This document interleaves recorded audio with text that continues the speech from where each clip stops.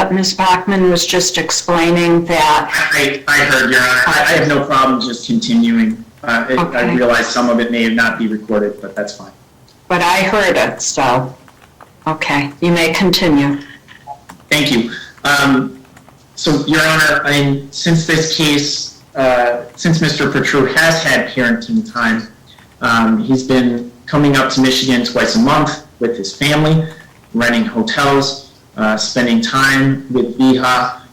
He spends all of his time with Viha. The court did allow two separate times, one over Christmas break for almost a week and one over spring break for almost a week, for Mr. Petru to take Viha down to South Carolina. Those visits went extremely well. The court is going to hear testimony from Mr. Petru, Mrs. Petru, and actually Mackenzie, the party's 12-year-old daughter, who's going to testify to her close bond with Viha, since they do spend all the time together as a family. I certainly think that there is a very close bond. There was the time from 2019 to 2021 where, unfortunately, Viha was absent from Mr. Petru's life, but that certainly was not his fault at all. Unfortunately, he didn't know where his daughter was after Ms. Shava left from India. He certainly is, as the court's going, a good father, cares for both of his daughters very, very much, and wants to have an extremely close relationship with Viha.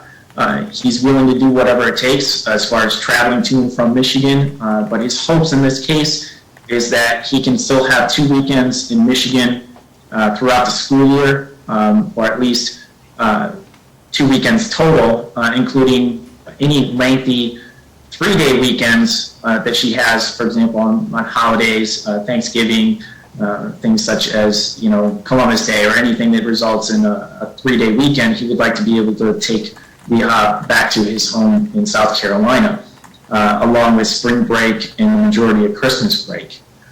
He understands that although he wants 50-50 custody, the schedule just would not work given the distance between the parties. And he has always lived in South Carolina during his time in the United States. And although he wants 50-50 custody, it's going to be difficult. So he's trying to get as much time as he can while still allowing Viha to attend school and have a good relationship with her parents and education in Michigan. One of the big issues that has come up is with summer vacation, and he would like the majority of the summer vacation with Viha. And he would like that time to be kind of spread out so that she's not down there for more than a 10 to 14 day period at a time, so that she can come back and visit with her mother. But perhaps a 2 week on, 1 week off, where she spends throughout the summer 2 weeks with Mr. Petru, then a week with Ms. Shava, then 2 weeks with Mr. Petru down in South Carolina, so that he can exercise parenting time. The court's going to hear some issues regarding child support. I believe Ms. Shava is going to make claims that Mr. Petru makes significantly more money than what he does. He makes $18.75 an hour. His W-2 is going to reflect that. His tax return is going to reflect that. The lifestyle that both Mr. Petru and Ms. Petru are going to testify to that they live in South Carolina is going to reflect that he does not make a significant amount of money. Ms. Petru does work as well. So we are just going to be asking the court to impute some income to Ms. Shava. I believe the claim is going to be that she cannot work due to her immigration status, and I think the court's going to hear testimony that she hasn't tried to have her immigration status changed to get a work visa, even though it's certainly allowable since her husband has been working in the country for several years. At the end of this case, Your Honor, again, parenting time and custody is going to be the most important thing to Mr. Petru. He wants joint legal custody, and he wants the court to allow him to have as much parenting time as possible with his daughter. Okay, thank you. Now, Mr. Finley, I know that you said that you were going to waive opening, but after you've heard Mr. Velas, is there anything that you want to say? Yes, please. So that schedule sounds fine to us, with the exception of the lengthy, summertime, because we don't feel that this 6-year-old, should be away for 10 to 14 days. Otherwise, it sounds fine, and we think that In terms of the regular 2 weekends a month that he's been exercising, we've never had a problem with that. We just want to make sure that it's a set schedule so that people can rely on that on both sides.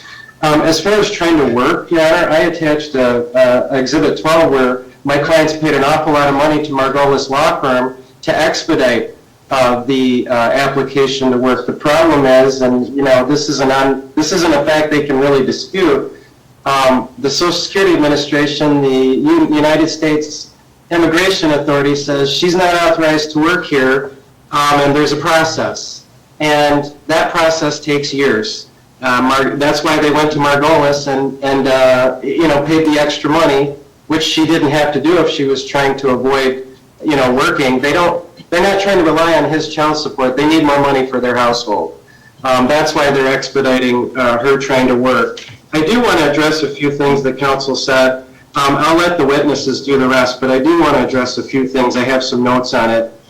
He says that the reason, they sent this brand new baby, this newborn baby, away to live with his parents for a year because he didn't have much money in the U.S. Well, I'll agree with this. Money was the motivation for sending the daughter away, but I'll let you decide whether it was because he didn't have enough money or whether he was motivated to just make a lot of money and there was some other issue involved. My client doesn't work now and she didn't work then. She was completely financially dependent on this gentleman. So when he says she took my daughter to India without my permission, he bought the tickets. He drove her to the airport. And when she basically said, look, I don't want our daughter to continue to go back and forth. I want to be with our daughter. He says, well, you got to choose. You want to be with your daughter? I'm sending you back to India. Her father even steps in and says, look, if it's a money issue, I'll help you guys. And he said, no, I make the decision. She's going back to India. So for him to claim no responsibility in her ending up in India is not going to be supported by the evidence. And as far as knowing where she was, that's my impeachment exhibits. There are recordings between the parties where he's making statements to her that are quite contrary to what his claims are in this case. And if I need to, I'm going to ask for an adjournment and ask that those be interpreted. My first line of attack will be to say, is this your voice? Is this you? Is this what you're saying? Doesn't that contradict what you're telling the court was, that she was nowhere to be found? And have you provided those to Mr. Vella so he's aware of them?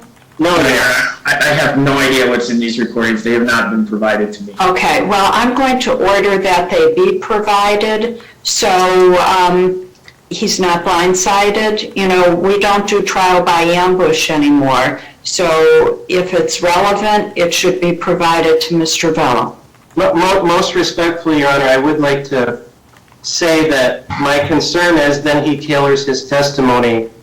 And my intention was not to use these. My expectation was people testify truthfully. The whole purpose of an impeachment exhibit is for that reason. Well, but if it's necessary and you want to go there, you need to provide them in advance to give Mr. Vella the opportunity to hear them. Yeah, I understand, Your Honor, and I appreciate that. Thank you. Your Honor, I would just say this. There's some other issues in the case that he brought up, and I'll just let the chips fall where they may, and you can hear from the witnesses. My statements are not evidence. His statements are not evidence. We're just trying to do our best to present the facts, so I'll leave it at that. And I hope we're all trying to do what's in the best interest of this young child. Yeah. So with that said, are we ready for the therapist witness? Yes, sir. Is she still on, Your Honor? Yes, sir. She's still in the waiting room. Okay, I'm ready.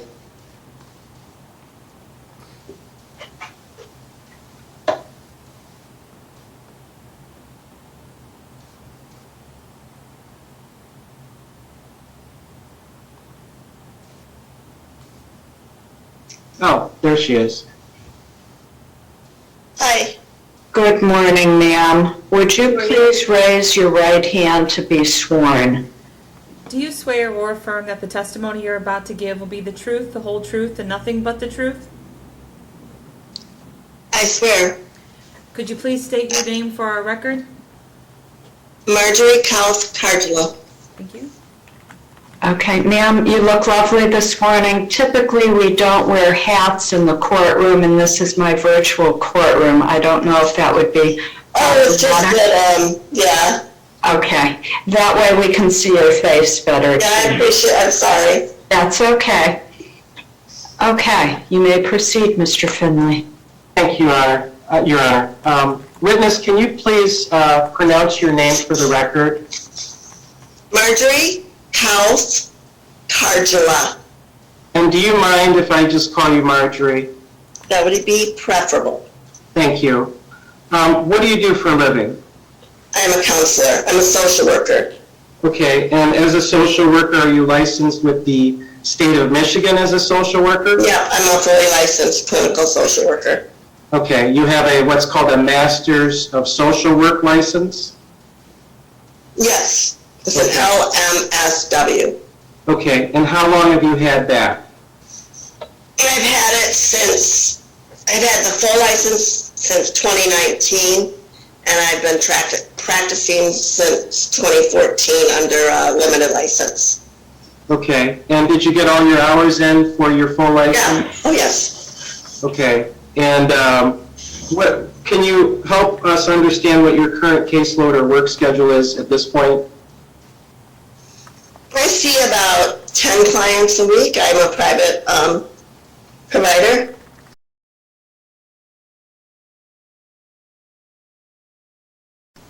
Okay, where do you provide those services? In Ypsilanti at my office, Butterfly Counseling, and it's 2048 Washtenaw Avenue, lower level number 3. Okay, and what do you focus on, if anything, in helping people through counseling? Do you do grief counseling? Do you do adolescent counseling? Give me an example. I do a little bit of everything, but I work with children. It would not be called formal play therapy, but I engage children through play. I also work with families,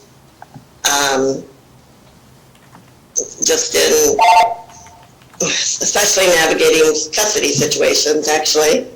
What do you mean? I also have experience with Wayne County's, I wasn't in Child Protective Services, but I was a therapist for children in that.